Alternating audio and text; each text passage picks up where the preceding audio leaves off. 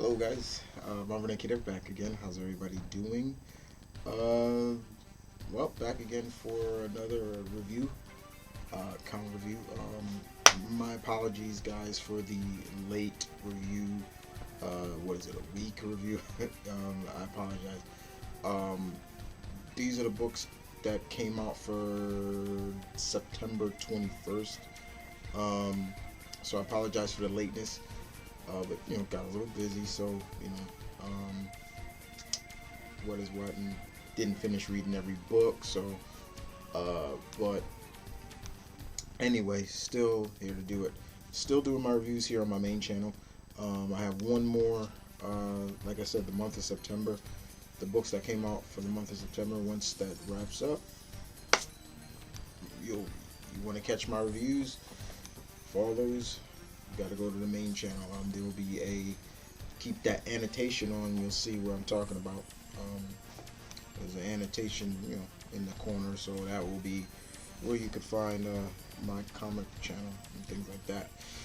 But as always, yeah, let's get right into this, shall we? Here's my book. So we're gonna have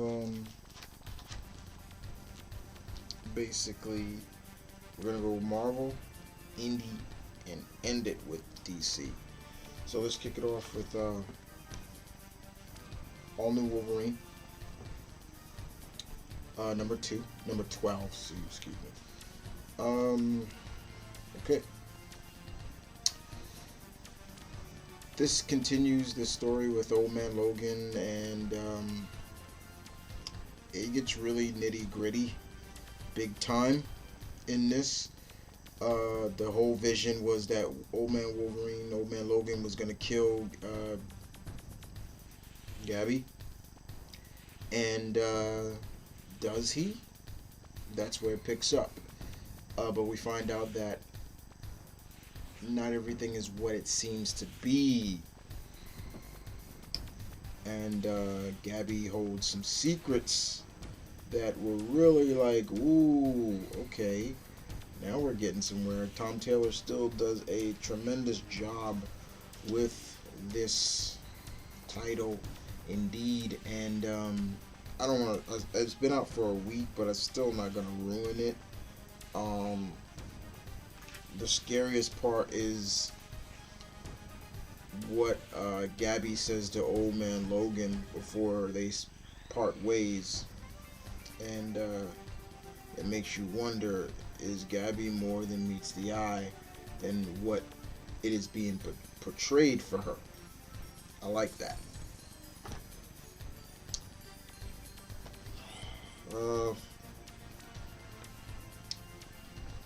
Amazing Spider-Man, number 736, I believe. I could be wrong.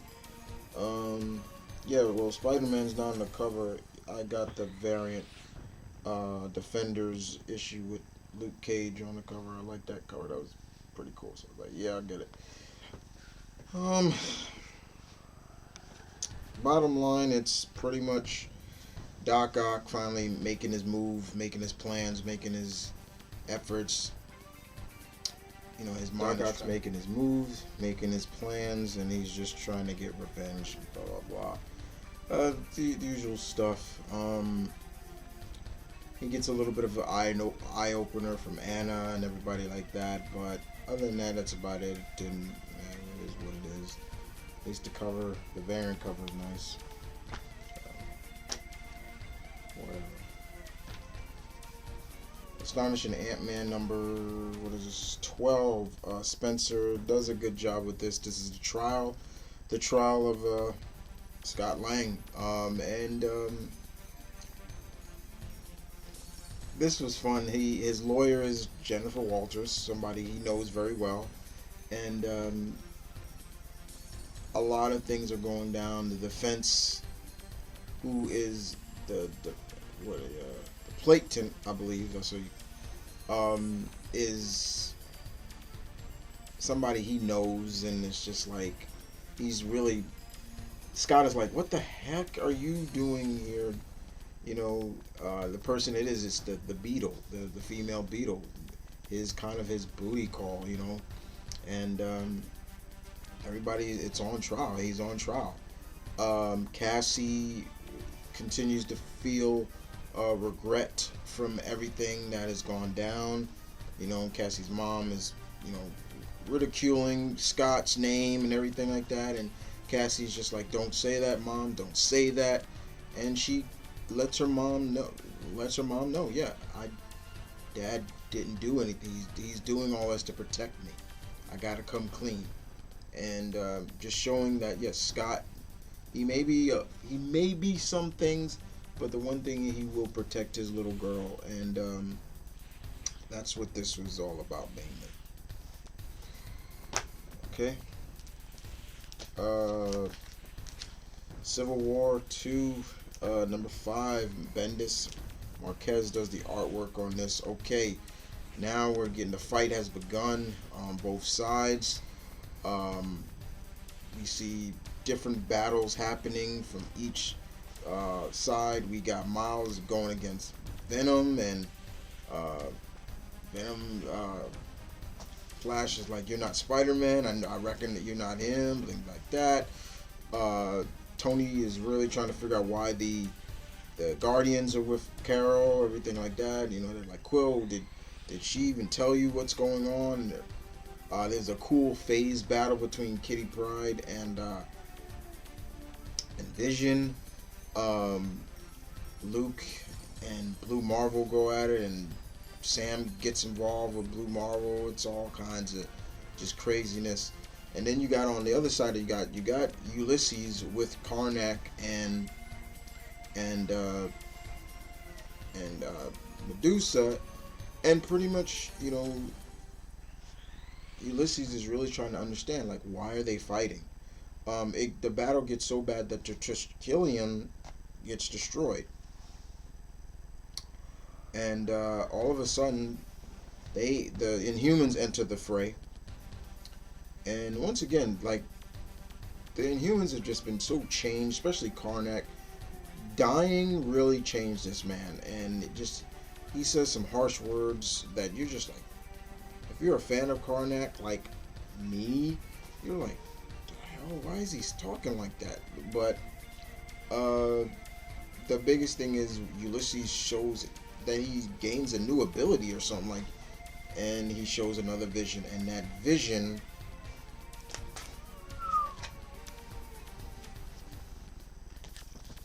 yeah, I'm not even gonna ruin what that vision was. You just gotta find out.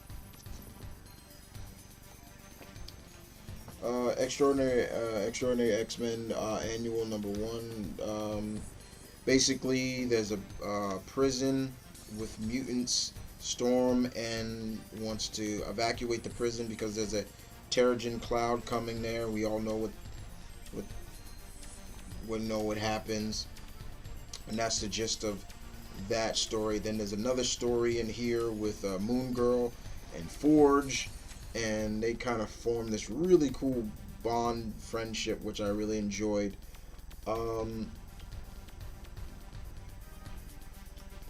Was this worth the $4.99 retail tag? Not really.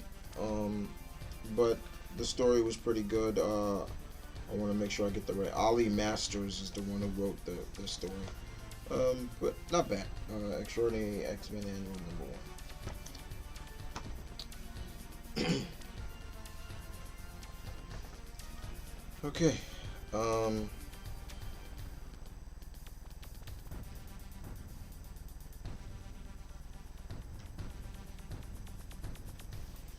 Basically, in Guardians of the Galaxy number 12, this picks up kind of in between.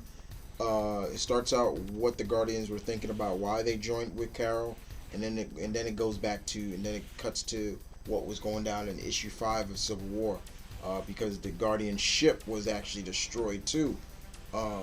So kind of, I guess that's why Bendis' last story arc is called Grounded. And while everything is going to finally, the big reveal, the big twist in this was the fact that, you know who, Lady Gamora, heard one of the SHIELD agents, or one of them, talking about Thanos, and there you go. Thor, number 11, the mighty Thor. First of all, I like that cover. Great cover, great cover. So this wraps up, I believe, the story arc. What is the name of the story arc?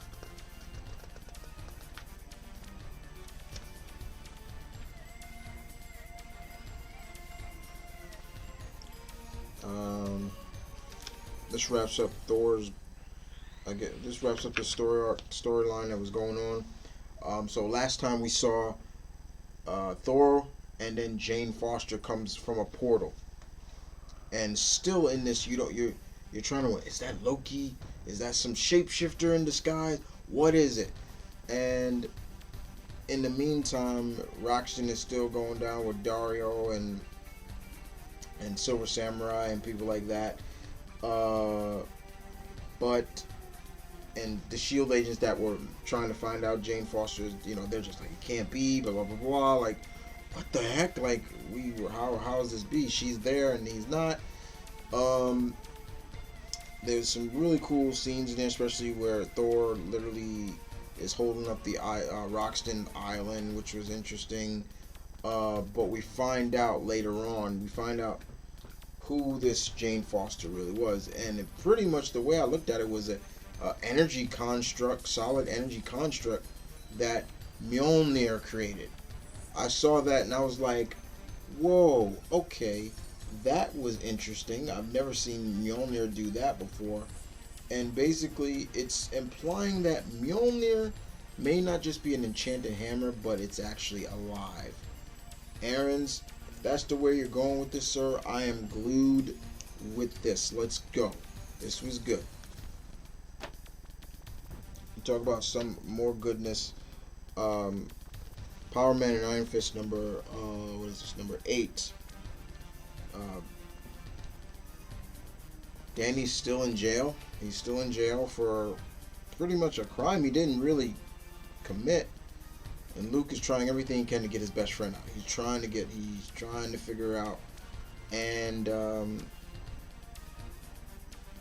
by doing so, of course, there's a vision by Ulysses, and it looks like Luke is about to attempt. Here comes Carol, along with some Shield agents, Deathlock, Monica, Spectrum,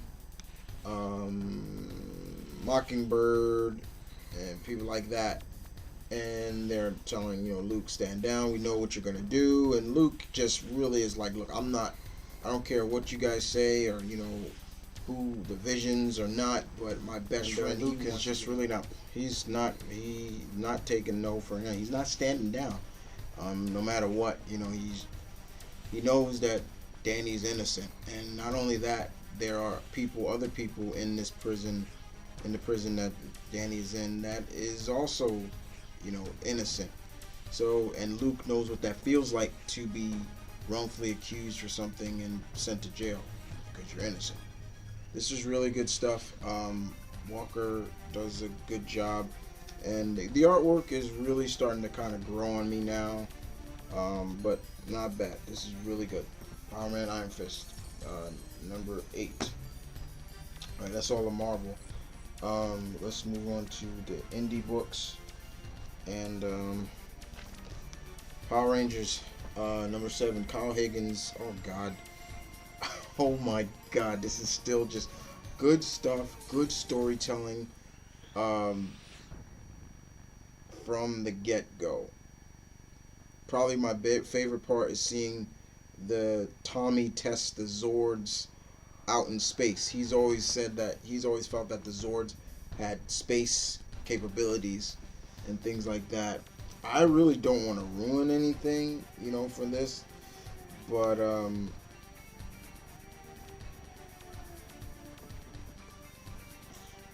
I'm not ruining anything. I'm sorry. I'm not ruining it. Sorry. Let's move on to Dynamite, and we go on to Lone Ranger Green Hornet. This is issue number 3. Michael Uslan and Giambi Timito Tipano. Uh, well, still, John Reed is still trying to find his successor. Because his nephew, Britt Reed Jr., aka the Green Hornet, has his own identity. So the funniest thing in this is seeing who John Reed chooses as the successor as the new Lone Ranger. Believe it or not, he chooses the one, the only, the four-time Olympic gold medalist Jesse Owens. And seeing that was hilarious because people knew they were, even with the mask on, they were like, Jesse Owens, is that real? It was like, yeah. But this is getting really fun, and I love the banter between Britt and his uncle, the Green Hornet and Lone Ranger. It's just really good storytelling.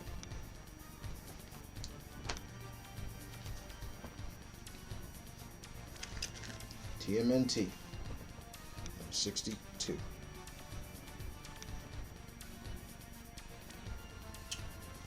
Eastman and Waltz.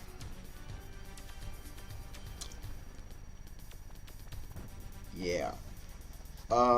Boy. Probably the biggest OMG moment in here that really nearly brought this Turtle fan to tears is this very one-on-one moment with Raphael and Mikey. Oh my God, that was so touching, and I was just like, oh my, that got me. I don't want to ruin anything. I'm sorry, but that was one of the moments. Let's move on to Udon. Street Fighter Legends, Cammy. This is issue number 3. Cammy still trying to get to her companion, her member of her squad, who was a former doll for Bison, and she knows how that feels because she was one too, and it takes one to know one to the point where she has to go back under that illusion of or influence of being one of Bison's dolls again, and it takes her to that place, that very dark and devious and gritty side that she once was, and but does she come out on top? Does she triumph over that? I will say that yes, she does, but just watching her go that direction was like, Cammy, you sure you wanted to do that? But nonetheless, this was good. And as for, and of course, in the end of the end of the issue, they've given us more teasers of the upcoming Street Fighter versus Darkstalker event that's coming in the fight. In this one, we have Blanca versus Sasquatch, which was pretty much supposed to be taking more of a funny route and not serious, like the Donovan and Akuma fight. Not bad. Robin Hood, Zenescope, Robin Hood. I Love New York. This is 4 of 12. The Sendin Clowns. Yeah, this lives up to that name because there's a clown in this who seems to be he's more than what he seems to be. This feels a little bit like It, the classic movie It, but then not, because the clown is more devious and he just looks even more creepier, if you could call it that. And it's up to Robin to find these lost children. These clowns are taking them, and God knows what they're gonna do with them. But this was good. And once again, the true, I guess, opposition, the true antagonists are still on the trail of Robin. That was good. Rest.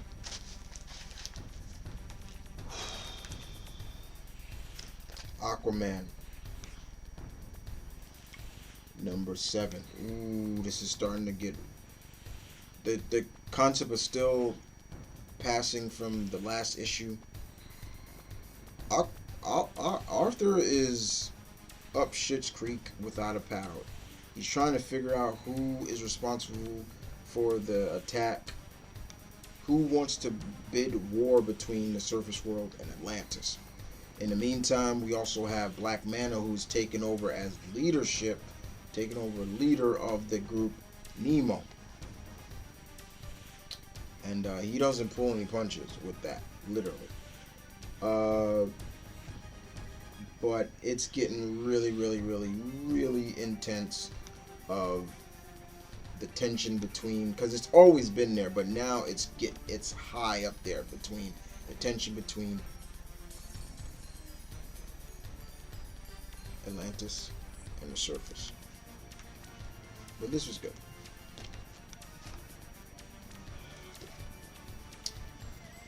Batman number 7. This is the Night of the Monster Men Part 1. This wasn't bad. It wasn't trash. This was okay. Yeah, Monster Men. Hugo Strange. I'm like, okay. Yeah, that's all I can really say. I'm sorry, guys. Yeah, it wasn't bad. But this, Cyborg number 1, John Sepulcher and P. Pillar. This was good. I very much enjoyed this. So much.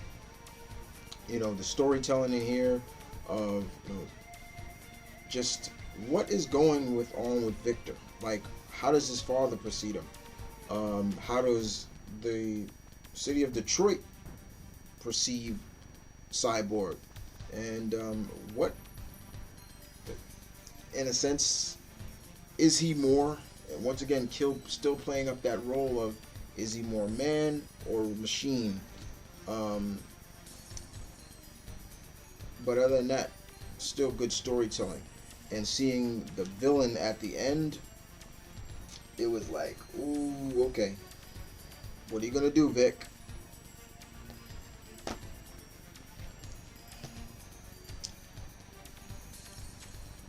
Green Arrow number 7. Alright, this is mainly focused more on Emmy, his sister. Ollie's in it in flashback, but it's more Emmy has taken it upon herself to free her mother from the employment of the Yakuza. She's going to do everything she can to get that done, including fighting their boss, who happens to be a dragon in disguise. And man, I enjoyed it very much. There was a very touching ending between mother and daughter at the end, but the main gist is that Emmy realizes that her family's not perfect, but she does love them, and she'll do anything to protect them. Spot on. Good stuff. Good stuff.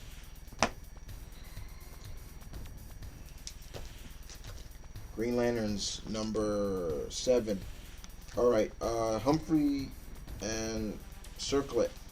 In this issue, it's mainly kind of supposed to be like some downtime for, Simon and Jessica. They are at Simon's brother's house, I believe, and Simon has a sit down with his mother. And he tells her everything about what's been going on with him and why he's a Green Lantern, and she's not really all for it. She's like, why do you have to put your life on the line? Things like that. Very overprotective stuff that you would get from a mother's standpoint. And that's pretty much the gist of it. But the other big thing is one of the Guardians flies off runs away because he says the Dominators are coming.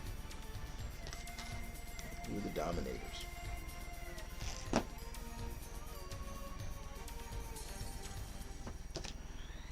Harley Quinn number 4. Harley Quinn, Harley Quinn. Make Mission Impossible slash. This is basically what it is. Harley is in Mumbai on a mission, and it just gets really intense. Fun as always from Amanda Connor and Palomini, but yeah, when I read this, I'm like, this is just Harley's version of MI Mission Impossible. Yeah.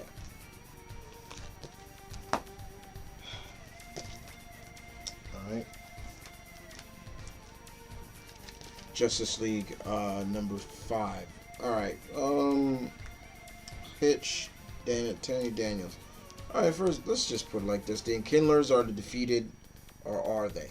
There you go. A lot of people have been saying Justice League has been probably one of the weakest books from the new DC rebirth, and I can see where they're coming from. There really has been no real direction, but I read this, I continue to read it, to see where it goes. You know, I feel that there's a part of me that just feels that it's gonna get there. But other than that, yeah, that's about it.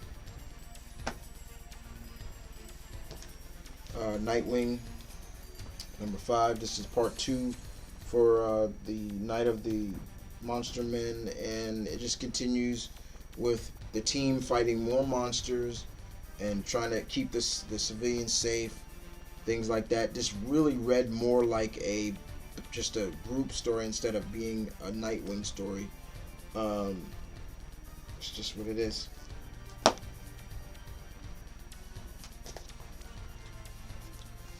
Oh boy, this Mote Bene. Raven miniseries 1 of 6. You know who's on the book, ladies and gentlemen? You know who's on the book? You know who wrote this? Let me tell you, it's the same guy that got me into Teen Titans in the first place. It's the same guy whose run of Teen Titans will always be a part of me. Marv Wolfman. Whenever I see Marv Wolfman take on characters that he may have helped create or really made famous, I know that character's in good hands. And in this, ladies and gentlemen, Raven is in good hands. Raven has traveled out in San Francisco because her mother, she's out there visiting family on her mother's side. She goes to school. She's going to school now. You know, she talks about a lot of things, from, you know, Red Robin being dead, her former Titans member like Wonder Girl, people like that. She also realizing that her aunt and her cousins are genuine good people, but she knows that other side of her is still very strong, and that, once again, Wolfman does a good job of exploring that and keeping that focused and keeping us really glued with what is going on with Raven. Especially when she's in school, it gets really intense. But this was just really, really good. I very much enjoyed it. Mr. Wolfman,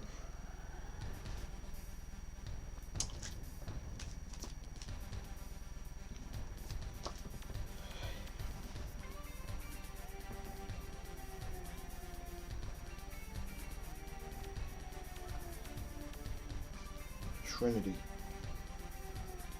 Francis Manipool. This was good, very good.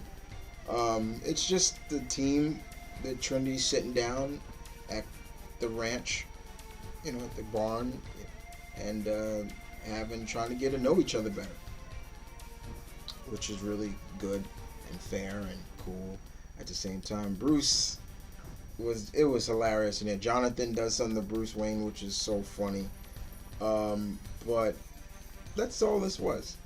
But once again, it's the storytelling that really sells it. Sometimes, you know, heroes gotta just kick back for a while, just chill, and then we get this in the first issue.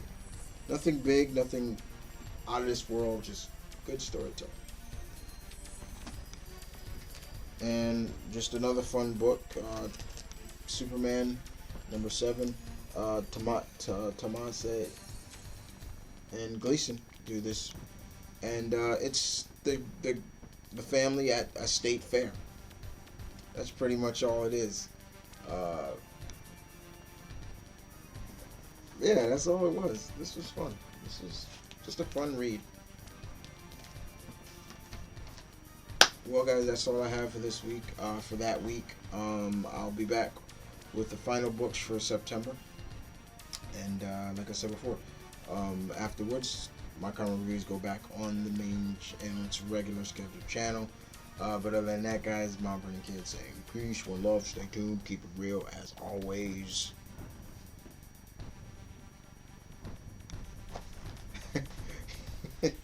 You guys take care. Later, guys.